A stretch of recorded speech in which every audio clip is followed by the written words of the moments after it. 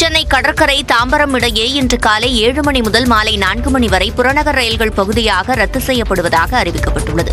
அதன்படி குறிப்பிட்ட 9 மணி நேரத்தில் பல்லாவரம் வரை மட்டுமே மின்சார ரயில்கள் இயக்கப்படும். அதேபோன்று செங்கல்பட்டிலிருந்து சென்னை கடற்கரைக்கு இயக்கப்படும் மின்சார ரயில்கள் பகல் 11 மணி முதல் மாலை 4 மணி வரை குடுவாஞ்சேரி வரை மட்டுமே இயக்கப்படும். மாலை 4 மணிக்கு பின் வழக்கமான கால அட்டவணையில் அனைத்து மின்சார ரயில்களும் இயக்கப்படும் என தெற்கு ரயில்வே தெரிவித்துள்ளது. தாம்பரத்தில் புதிய நடை மேம்பால பணிகள் நடைபெறுவதால் ரயில் சேவையில் இந்த மாற்றம் செய்யப்பட்டுள்ளது.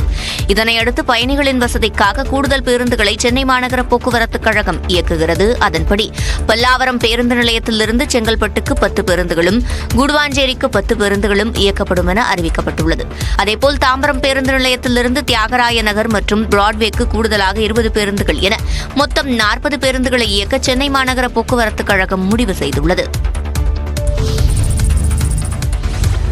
தமிழ்நாட்டில் 2019ஆம் ஆண்டு தேர்ந்தெடுக்கப்பட்ட ஊரக உள்ளாட்சி பிரதிநிதிகளின் பதவிக்காலம் இன்றுடன் நிறைவடைகிறது.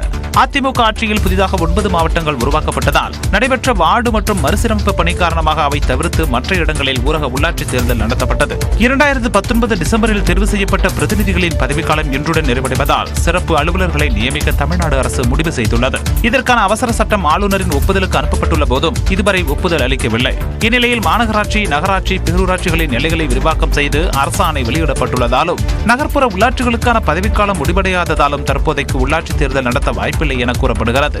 28 மாவட்டங்களில் உள்ள ஊராட்சிகளில் வார்டுகள் மறுவரையறை செய்யப்பட இருப்பதாகவும் தெரிவிக்கப்பட்டுள்ளது. இந்நிலையில் நாளை தொடங்க உள்ள சட்டப்பேரவை கூட்டத்தொடரில் சிறப்பு அதிகாரிகளை நியமிப்பது தொடர்பான மசோதா பேரவையில் தாக்கல் செய்யப்படும் என எதிர்பார்க்கப்படுகிறது.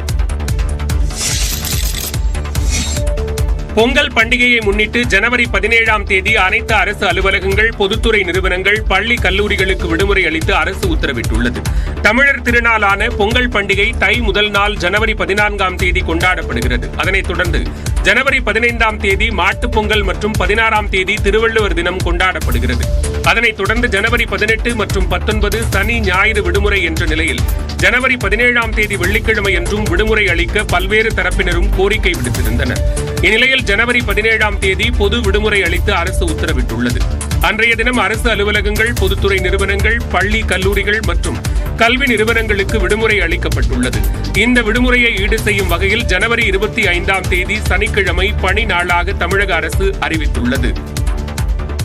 திமுக எம்பி கதிரானந்த் கல்லூரியில் 2 நாட்களாக நீடித்த அமலாக்கத்துறையின் சோதனை நிறைவுக்கு வந்துள்ளது.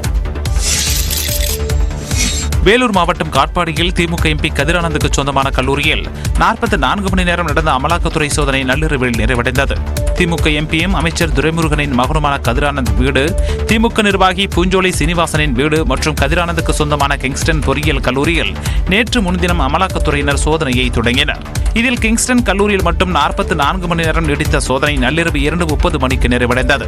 இதையடுத்து 9 கார்களில் அமலாக்கத்துறை அதிகாரிகள் திரும்பிச் சென்றனர். கல்லூரியில் இருந்து கணக்கில் வராத பணமும் முக்கிய ஆவணங்களும் கைப்பற்றப்பட்டதாக கூறப்படுகிறது. இந்த நிலையில் சென்னையில் செய்தியாளர்களை சந்தித்த அமைச்சர் துரைமுருகன் கதிரானந்த் வீட்டில் சோதனைக்கு வந்தவர்கள் ஒன்றுமில்லை என எழுதி கொடுத்துவிட்டு சென்று விட்டதாக கூறினார். திமுக எம்பி கதிரானந்த் வெளிநாட்டில் இருக்கும் நிலையில் இந்த சோதனை நடந்து முடிந்திருப்பது குறிப்பிடத்தக்கது.